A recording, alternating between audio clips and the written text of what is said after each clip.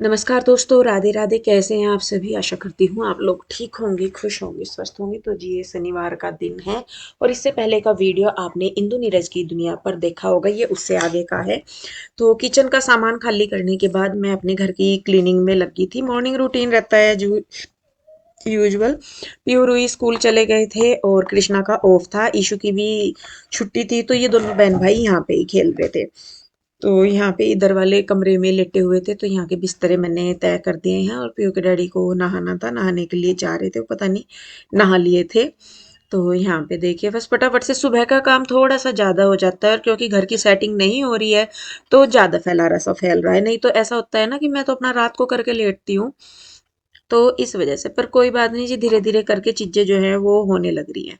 तो एक रूम का करके मैं दूसरे रूम में आ गई थी, और मुझे इसकी बेडशीट चेंज करनी थी, कई दिन हो गए थे तो मुझे लग रहा था, मैंने कहा चलो चेंज कर लेती हूँ मैं। तो जी बस बेडशीट मैंने उतार दी है, और अब शायद थोड़े दिन की हो रहा है, जनवरी जनवरी ही, और ये गर्म चादरें बिछेंगी मेरे हिसाब से तो। क्योंकि दिन में तो लगती है थोड़ी सी ठंड, वैसे तो इतनी ठंड रही नहीं है, अब हवा की ठंड रह रही है जो रह रही है।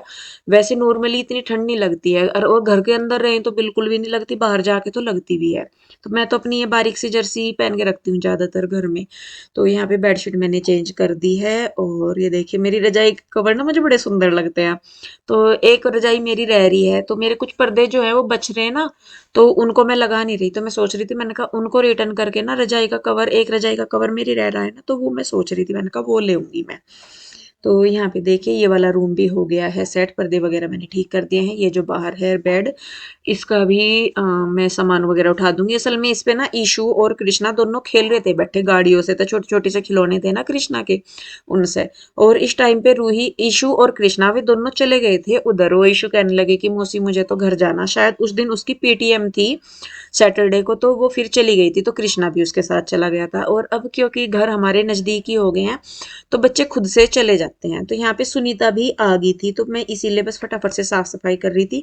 वो लगी हुई थी किचन में बर्तन वगैरह करने के लिए, और उससे मशीन तो उसने उस दिन शायद लगाई नहीं थी, पता नहीं लगाई थी मशीन भी। तो यहाँ पे देखिए बस। तो ये इसकी भी चादर मैंने चेंज कर दी है, ये भी गर्म ही बेडशीट है, तो मैं इस पे बिछा दे रही थी। मैंने कहा चलो, एक दिन पहले मैं इसको बिछाने लगी थी, फिर पता नहीं मैंने क्यों नहीं इसको बिछाया था। और कवर वगैरह भी सोफों के मैं सही कर दूंगी, क्योंकि अभी इस साइड हमारा टीवी लग रहा ना। जिस दिन हमारा टीवी चल गया इस वाली साइड, उस दिन यहाँ पे फैलारा ज्यादा फैलेगा, फिर अंदर की तरफ साफ रहेगा। लेकिन जब तक टीवी नहीं चल रहा तब तक तो बच्चे अंदर ही घुसे रहते हैं, बेड पे बैठे फोन देखते रहते हैं, लैपटॉप देखते रहते हैं। लेकिन जिस दिन टीवी का रिचार्ज हो गया, डिश तो लगी लेकिन रिचार्ज नहीं पीयू के डैडी ने अभी तक भी करवाया है इसका, तो उसके बाद ये होगा फिर कि फिर तो यहीं पे बैठे रहेंगे बाहर। क्योंकि हमारे टीवी में यूट्यूब का भी इन्होंने वो कनेक्शन करवा रखा, नेट से कनेक्ट हो जाता है ना, वो वाला रिचार्ज करवाते हैं हम लोग, जिसमें कि यूट्यूब टीवी पे ही चल जाए। तो उसमें क्या होता है कि बच्चे दूर से बैठे देख लेते हैं, नहीं तो फोन में ही घुसे रहते हैं। तो इसी करके हम ज्यादातर जो टीवी रिचार्ज हम लोग करवाते हैं वो सिर्फ यूट्यूब की वजह से या नेट की वजह से करवाते हैं। वाईफाई हमारा लग ही रहा है, तो उसमें इतनी दिक्कत नहीं है। तो उसके बाद फिर ये है कि मेरा पूरा घर साफ सुथरा पड़ा रहा करेगा, सिर्फ ये सोफे वाला जो एरिया है, यहीं पे सारी जो भी गंदा होना, इकट्ठे होने कपड़े या कुछ भी, वो वहीं पे ही होंगे। क्योंकि पीयू के डैड, फिर हम सोते भी वहीं पे ही हैं, क्योंकि एसी भी यहीं पे ही लगा हुआ है, तो गर्मियों में भी हम लोग उधर ही सोएंगे। और पहले भी हम लोग उधर ही सोते थे, और ये भी सोच रहे थे कि मतलब एक बार जो स्प्लिट एसी होता है वो भी लगवाएंगे रूम में। लेकिन अगली गर्मियों में, जो ये गर्मियाँ आएंगी, तब हम देखेंगे कि अगर रिक्वायर हुई तो लगवा लेंगे एसी, नहीं तो फिर अपना एक ही एसी में हमारा काम अभी चल ही जाएगा। तो यहाँ पे देखिए मैं किचन में आ गई थी, सुनीता बर्तन वगैरह धुल रही, और जो डब्बे मैंने खाली किए थे ना किचन के, वो सारे मैं रख के आई हूँ पीछे वाली साइड वॉशिंग एरिया में। तो वहां पे कपड़े सॉरी बर्तन धुल लेंगे। और पानी मैंने लगा दिया था गर्म, तो वो सुनीता वही कर रही है, बाल्टी में से गर्म पानी टब में डाल दी, सरफ डाल दिया, तो उसमें डाल के धोएंगे ना ये डब्बे, तो अच्छे हो जाते हैं साफ जल्दी जल्दी। तो यहाँ पे मैं डब्बे उसी में डाल रही थी, क्योंकि ढक्कन ज्यादा गंदे होते हैं और उन पे चिकनाई वगैरह लगी रहती है। तो यहाँ पे ये सुनीता धुलवा देगी, मैं मांज दूंगी, तो दोनों कर देंगे। देखिए वो करवा देती है मेरे साथ, लेकिन ये भी सही नहीं है कि मैं मतलब बिल्कुल उसी पे ही, कि नहीं वो ही करेगी। वो मना नहीं करती किसी काम को भी, लेकिन मेरी खुद की आदत ऐसी है कि भाई मुझे ऐसा लगता है कि अगर मैं उससे कुछ एक्स्ट्रा काम बता रही हूँ या करवा रही हूँ, तो फिर मतलब मुझे उसके साथ लगना चाहिए, क्योंकि वो और भी कई जगह काम करती है और हेल्प करवा देती है। वही मेरे लिए बहुत बड़ी बात हो जाती है कि हाँ भाई वो मना नहीं करती किसी भी काम को कि मतलब करवाना हो तो।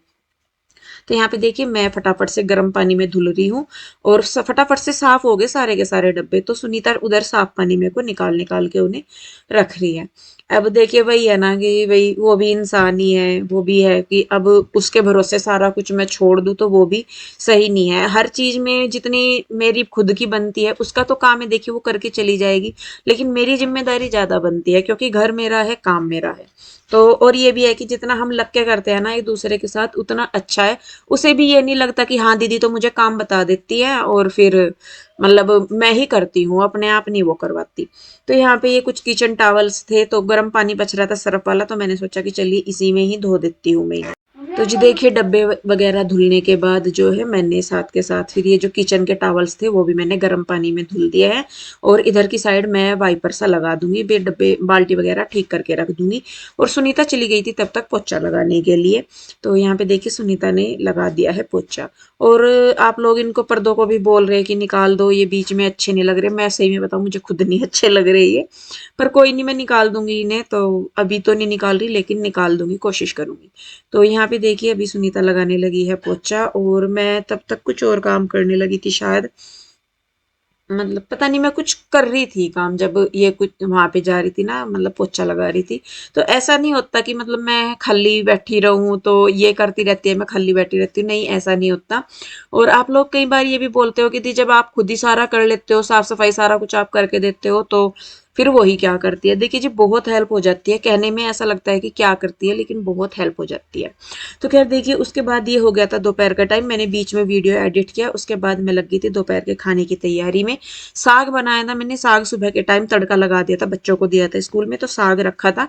साथ में मुझे बनानी थी रोटी और लस्सी बनानी थी। तो दही मैंने जमाई हुई थी तो वो लस्सी ही मैं पानी डाल के उसकी दही की बना रही थी। तो यहाँ पे ये कुछ बूंदी हैं, इनको मैं गर्म पानी में भिगो के रख रही थी, इससे ये थोड़ी सॉफ्ट भी हो जाती है। और जो इनमें कई बार रखी हुई चीज में थोड़ी स्मेल आती है ना कई बार, या तेल की आती है ज्यादा, तो मुझे तो तेल की आती है इनमें से।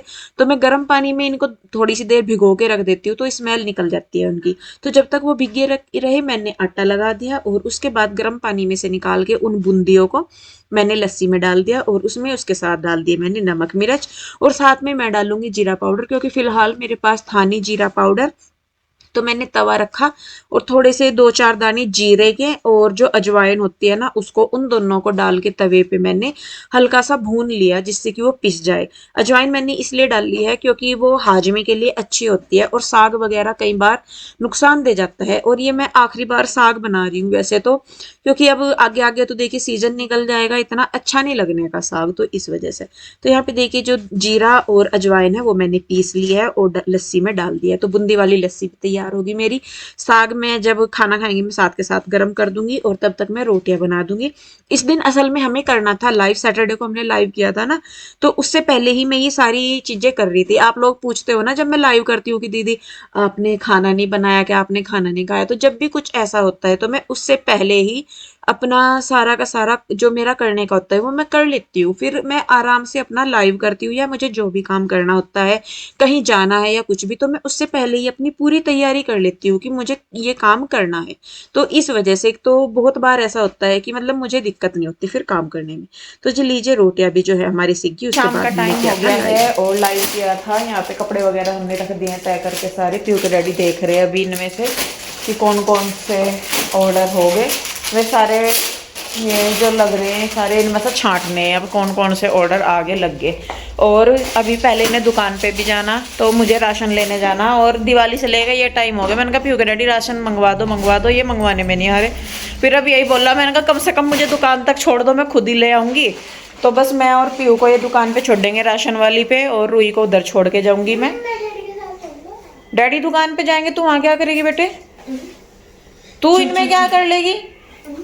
नहीं, चलिए जी बस चलते हैं फटाफट से। पीयू का डैडी हो लिया दुखी, अब बिल्कुल फटाफट हो जाओ अब शुरू। इनका ऐसा काम है, अपना है तो चाहे 1.5-2 घंटा हो जाए, चाहे 10 मिनट 15 मिनट 20 मिनट कितना ही टाइम हो जाए, लेकिन अगर हमें ऊपर नीचे हो गया 19 भी, जो भाई ये तूफान मचावे हैं। चलो जी चल रहे, कभी पता लगा यहीं पे सुनाना शुरू कर दिया मुझे सबके सामने इन्होंने। तो जी ये हो गया था शाम का टाइम और कपड़े रह गए थे, मेरे कपड़े हो रहे थे 2 दिन के मेरे, तो वो मैंने सोचा कि चलिए भाई तय कर देती हूँ। जाने में लग रही थी राशन लेने के लिए, मैं सही में बताऊं, फिर क्या हुआ कि रास्ते में मिल गई मुझे आशु आते हुए उधर से, और अभी भी वो उधर सोफे पे बैठी है दूसरी साइड कोने पे। फोन आ रहा था, शायद मेरे भाई का आ रहा था या मम्मी का, किसी का फोन आ रहा था रामपुर से, तो वो बात कर रही थी। तो मैंने सोचा कि चलिए भाई बैठे भी हैं, काम भी हो जाएगा और बात भी हो जाएगी।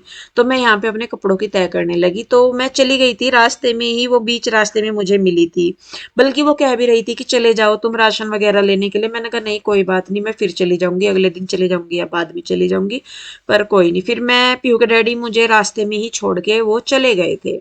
तो फिर थोड़ी देर हम लोग बैठे, हमने चाय पी, बातें की, और कुछ मैंने जैसा बताया था ना कि अब मैं बताऊंगी नहीं, तो कुछ अच्छी चीजें होने वाली हैं जीवन में, तो उन्हीं के बारे में हम लोग बात कर रहे थे, मैं और आशु, कुछ परिवार में अच्छी चीजें हो रही हैं, तो वही चीजें हम डिस्कस कर रहे थे। टाइम आने पे मैं आपको जरूर बताऊंगी कि क्या था क्या नहीं, फिलहाल तो मैं नहीं बताऊंगी। बस इतना है कि कहते हैं ना कि मतलब कुछ, जब हम मायके से आए ना, मायके से आने के बाद मैं और मेरी बहन दोनों बहुत ज्यादा डिस्टर्ब थे, इतने ज्यादा डिस्टर्ब थे, इतने ज्यादा डिस्टर्ब थे कि हमने 1 हफ्ते तक काम नहीं किया। रीजन हम लोग देखिए बताते भी हैं, वो भी रीजन थे, लेकिन उसके अलावा भी कुछ पर्सनल रीजन थे जिनकी वजह से मैं और मेरी बहन काम ही नहीं कर पाए। इवन हाँ, उसके फैमिली में भी, उसके घर में भी और मेरे घर में भी बहुत परेशानियां चल रही थी। क्यों चल रही थी, क्या चल रही थी, वो तो देखे खैर अलग है, लेकिन ये है कि चलिए अब सब कुछ ठीक है।